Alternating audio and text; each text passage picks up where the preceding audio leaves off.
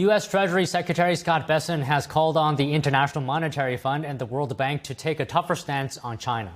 Joining us to discuss is Daniel Lacalle, Chief Economist at Tressis, Hedge Fund, international financial analyst, and author of the book Freedom or Equality. Good afternoon, Daniel. Always great to see you. So how is it that, let me ask you this, how is it that even though China is already the world's second largest economy, it continues to apply for low interest loans from the World Bank as a developing country? It's pretty amazing, isn't it? I think that what Secretary Bessent is saying makes absolute sense. Is that it makes it is a completely disadvantage for the rest of the world to compete with China when China is at the same time getting all of the benefits of an emerging economy. When it is not an emerging economy, it's a fully developed economy, and it's also maintaining a number of barriers both to trade and to capital flows that are generating a very, very significant competitive advantage for China that certainly is not enjoyed by any other of its competitors. Imagine for Germany to see China, that is now taking over the automotive sector and everything that has to do with electric vehicles, seeing that China is getting tremendous loans at very, very low rates to develop their industry, while Germany is suffering from regulatory and taxation burdens. So, Daniel, I want to point to something specific. Bessent urged the organization to take tougher stances on China's state-driven economic practices. Can you describe for us some of those practices? Oh, certainly. We all know that China is, on the one hand, an open economy, and at the same time, it is exceedingly closed.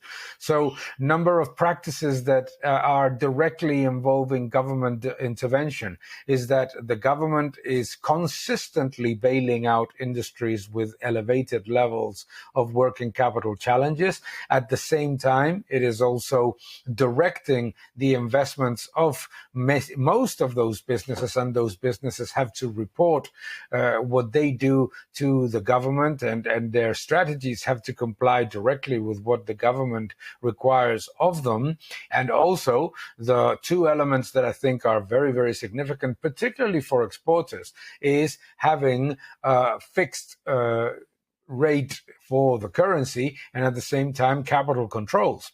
So if you think about it, it's almost like an economy that is very open to the outside world, but at the same time it is exceedingly closed and enjoys a number of state subsidies that go well beyond the direct subsidies. It's not a subsidy in itself in which you can say they have received such grant, but you're getting a tremendous subsidy both in the financing and also in the currency fixing. So those elements are very, very significant, enormous for an exporter. Think about it. Relative to the US, German, French, or UK exporters, no? So those actions that you just described, do they conflict with the IMF's core mission, or does it align with its mission? With the IMFs in particular, they can conflict directly because it's all state aid. And one of the things that the IMF is trying to promote is that there is as little state aid for international trade as possible, and that there is a free movement of capital to start with. That is the entire core of the strategy of the IMF. So freedom of movement of capital and freedom also of and open currency movements, all of those things are critical. So in essence, China is working within the boundaries of the World Bank and within the boundaries of the IMF, but with completely different rules compared with all of its other economies and the peers and the competitors. I mean, so it's good that the Treasury Secretary is calling for a tougher stance. But can you talk to us about what leverage does the U.S. or the Treasury Secretary have over the IMF or the World Bank's policies? That's very limited.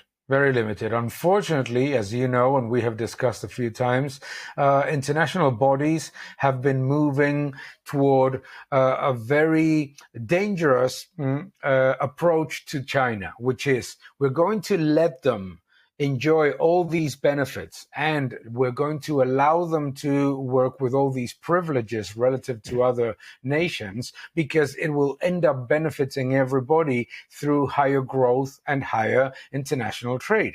However, as we have seen throughout all of this trade tensions, all of that has generated enormous levels of imbalances. Now the European Union is very worried about the fact that they're going to be flooded with exceedingly cheap Chinese products that are sold at lower prices than the production cost. All those things are important because one can understand that the IMF, the World Bank, the World Trade Organization, all these international bodies, when China was a country that started opening its economy, they actually wanted to, in good faith, support the economy so that poverty would decline, so that the economy would open, etc. However, something happened between 2011 and 2014, which is that the Chinese economy stopped opening. It started closing.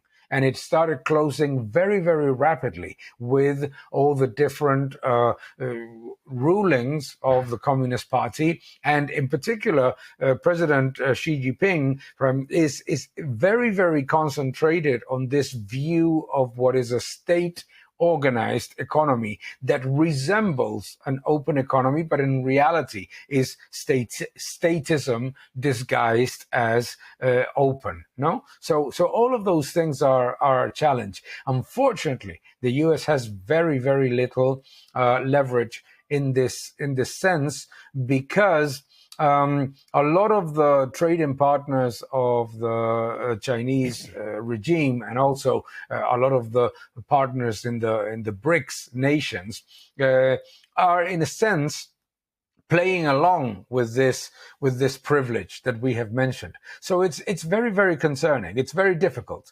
It's very difficult to undo something that was a mistake from the beginning, which was to consider a fully developed economy, as China has been for a long number of years, as a developing economy and getting all the benefits that, African or Latin American nations that are way behind in terms of development are getting, and obviously at a much larger scale.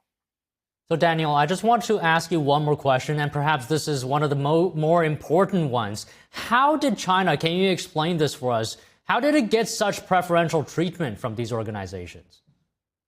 That's a very good question. And the answer is complex, but let me summarize it as much as I can.